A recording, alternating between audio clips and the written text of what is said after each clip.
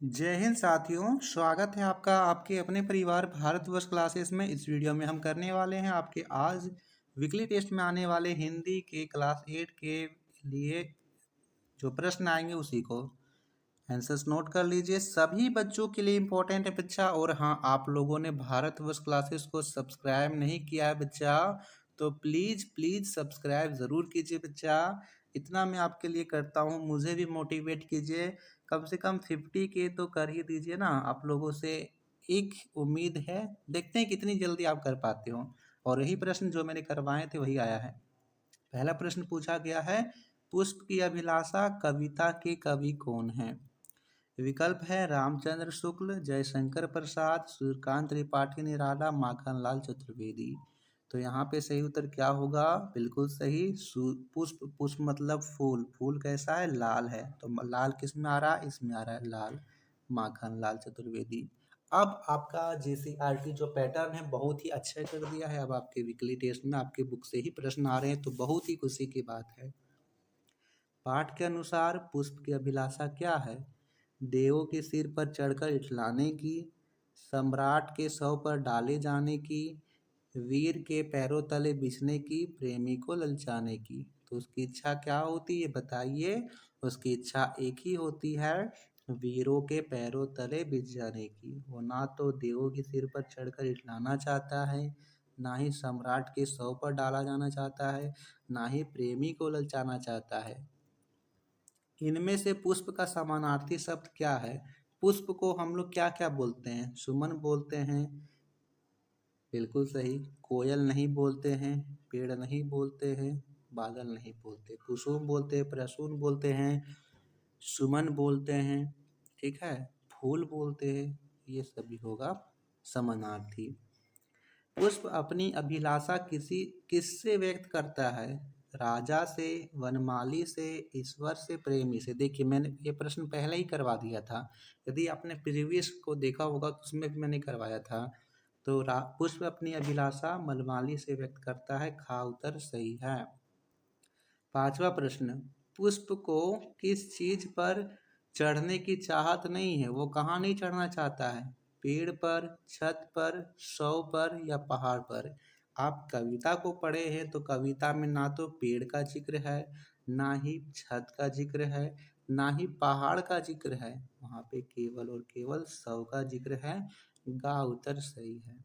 छठा प्रश्न है, मातृभूमि का अर्थ क्या है? माता, जननी, जन्मभूमि या घर? बताइए। मातृभूमि यानी जन्मभूमि का उत्तर सही है। चाह नहीं सुरबाला के गूथा जाऊं, यहाँ पे क्या आएगा? कपड़े, पायल, गहना या माला? तो चाह नहीं सुरबाला के गहनों में गूथा जाऊं का सही होगा। निम्न में से शीश का पर्यायवाची शब्द कौन सा नहीं है? यानी शीश को हम लोग क्या नहीं बोलते हैं, वो आपको बतलाना है। शीश मतलब सिर। सिर मतलब हमारा माथा। हम उसको क्या बोलते हैं? माथा बोलते हैं, खोपड़ी बोलते हैं, शीशा बोलते हैं, आनन नहीं बोलते। अच्छा, शीशा और आनन, इसे एक बार देख लीजिएगा। शीशा यहाँ लिख रहेगा, शीश होता तो हो सकता था। इसे एक बार चेक कर लेंगे। वनमाली का विग्रह क्या होगा? वनमाली यानी वन का माली। तत्पुरुष समास है, वन का माली। नोट करेंगे, वन का माली किसमें है? खा में दे रखा है। सुरबाला का समानार्थी, सुरबाला का समानार्थी शब्द क्या है? अप्सरा, फूलवाली, नर्तका या गृहिणी? तो सुरबाला का समानार्थी होता है अप्सरा। का उत्तर सही था। चलिए, अगला प्रश्न दे रखा है, पुष्प की अभिलाषा कविता में पुष्प के द्वारा क्या अभिलाषा व्यक्त की गई है? तो लिखेंगे, पुष्प की अभिलाषा कविता में पुष्प के द्वारा अपने मातृभूमि के लिए, जो सैनिक उसकी रक्षा के लिए जिस पथ पर जाते हैं उस पथ पर बिछने की अभिलाषा व्यक्त की गई है। मातृभूमि से आप क्या समझते हैं? जिस भूमि पर हम जन्म लेते हैं, जो भूमि हमारा लालन पालन पोषण करती है, वह मातृभूमि कहलाती है। कविता में पुष्प किन किन चीज़ों की चाह नहीं करता? तो कविता में पुष्प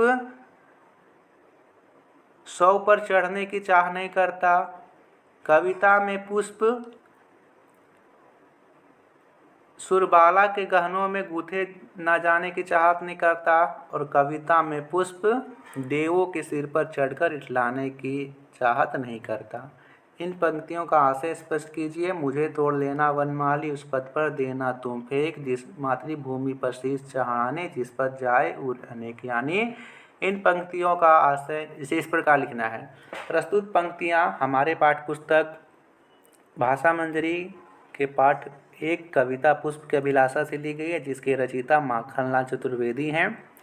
इन पंक्तियों का आशय है, एक पुष्प की अभिलाषा होती है, वह वनमाली से कहता है कि हे वनमाली, तुम मुझे तोड़कर उस पथ पर, उस रास्ते पर फेंक देना जिस रास्ते पर वीर अपनी मातृभूमि की रक्षा के लिए जाते हैं। पुष्प की अभिलाषा पाठ में आए संज्ञा शब्दों से वाक्य बनाएं। गहना, तो लिखेंगे गहना। गहना से कैसे बनाइएगा, जैसे सुरबाला ने गहना पहना है, हो गया। देव, देवता को सभी पूछते हैं। भाग्य, वह भाग्य, उसका भाग्य अच्छा है। वनमाली, वनमाली फूलों से बात कर रहा है। इस प्रकार से करना था। अच्छा, इस प्रकार से आप सपोर्ट ज़रूर कीजिए, वीडियो को लाइक शेयर ज़रूर कीजिए। भारत वर्ष क्लासेस पर नए हैं तो सब्सक्राइब ज़रूर कीजिए। धन्यवाद।